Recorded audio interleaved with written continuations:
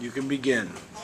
First, our framework, the counter-interpretation. The next should be able to question the representations of the 1ACA. Predictability. There's an infinite amount of policy options. We could have reconciled this, and it still wouldn't have been predictable. There's no reason that a policy option is a better alternative for predictability. And B, education. Our option is better for education because to go outside the policy options, open the debate for more discussion. Move to the impact debate. A, warming doesn't matter. There's no offense. You can solve warming. Doesn't make the way you go about it right. Same for colonization. We can still solve their advantages in the same way we solve the app. Move on to evolutionary biology. Just because some politicians strive to maximize their power doesn't make it true. Look at Gandhi, the Dalai Lama, Martin Luther King Jr., who are all political figures that advocate peaceful measures without securitization. Move on to the perm. Perm do both. You can't do the app and reject the app. You can't. It doesn't make any sense. And then first, the perm links. It doesn't rely on the idea that it relies on the idea that the U.S. must militarize space. This is the exact idea we criticize. And two, the plan is inseparable from the discourse of the conventional geopolitics grounded in those six. The analytic framework upon which my argument stands is known as critical geopolitics, an approach which sees the fields of foreign policy and security studies as discursive spaces structured by contests between specialists and experts which compete for the acquisition of knowledge and resources that grants them the authority and legitimacy. The language of the policy does not simply reflect real policy issues and problems. Instead, it actively produces issues with which policymakers deal with the specific problems that they confront. A critical geopolitics approach questions a traditional geopolitics approach that still believes that the preferred view of world politics ought to be power politics. Moved on to the threat. Even if these threats are real, we shouldn't have to react a certain way based on the app's policy option of securitization that's within 7. Move on to the second perm. Perm do the plan without security representation. One, the perm severs the function of the plan is to militarize space against the dirty Chinese. They cannot take back what they've said. It destroys a negative strategy and free round Trump in particular, which kills fairness in education and ruins the debate. It's the reason to reject the team. And then classify the analysis from the first perm. Move on to realism. One, we are not a critique of international relations. This is a creative relation into how we engage space. And two, their evidence assumes a critique of engagement on Earth. And the one in C. McDonald evidence indicates that space is uniquely different, and that is governed by a treaty and not subject to borders that define international engagement of the status quo. And three, space has no geography. It's been constructed through discourse around exploration. McDonald 07. 5 centuries ago, a more expansive geographical imagination was at work, tracing the intellectual building blocks of geographical knowledge in the 16th century. While it would be unwise to glibly conflate the term space and heaven, there is clearly some interesting work that can be done here, remembering that heaven is no less a geographical imaginary than the Orient or the Occident.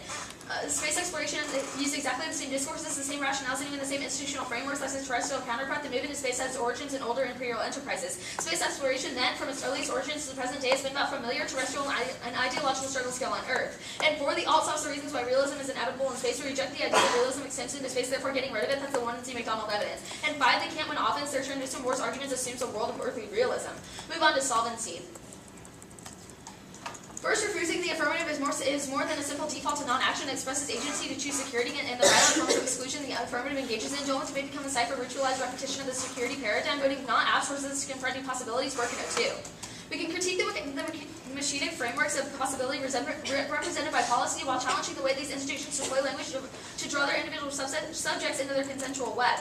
Pushing beyond security requires tactics that can work at many levels that empower individuals to recognize the larger social, cultural, and economic implications of the everyday forms of desire, education, and discipline they encounter to challenge and rewrite them, and in that turn contribute to the collective efforts to transform the larger structures of being, exchange, and power that sustain. A dialogue with the other that might allow space for the unknown and unfamiliar, for a debate and engagement with the other's law and the other's ethics, and encounter that involves a transformation of the self rather than the other. It would be to ask if there is a world after security and what its shimmering possibilities might be. And 2, the alternative is to rethink the ways in which we engage space, which allows for a genuine relation to space that allows us to avoid war while engaging in space cooperatively for the good of all. McDonald and 07. A critical geopolitics must urgently consider this new axis in order to challenge the practices and assumptions of herbicide. So too would I argue that it must lift its gaze to the politics of the overhead. A prerequisite for this agenda is to overcome our sense of the absurdity and oddity of space and ambivalence that does not serve human geography well. Suffice to say that in a war, as in peace, we letters on the ground, if indeed the terrestrial and the celestial can be sensibly individuated in this way, there is also, I think, scope for a wider agenda on the translation of the particular earthly historical geographies into spaces, since there was translation of early Occidental geographies onto imperial spaces. McDonald also talks about space pearl, however, there is plainly a particular set of histogeographical imaginaries at work to give precedence. There lurks the suggestion of threat from east. All of these is a reminder that this colonization of space, rather than being decisive and transcendent, break from past is merely an extension of long-standing regimes of power. It is precisely this relational conception of space that might helpfully animate a revised geographical understanding of outer Earth. A geography of outer space should be a broad undertaking aside from the obvious project of a critical geo-astropolitics.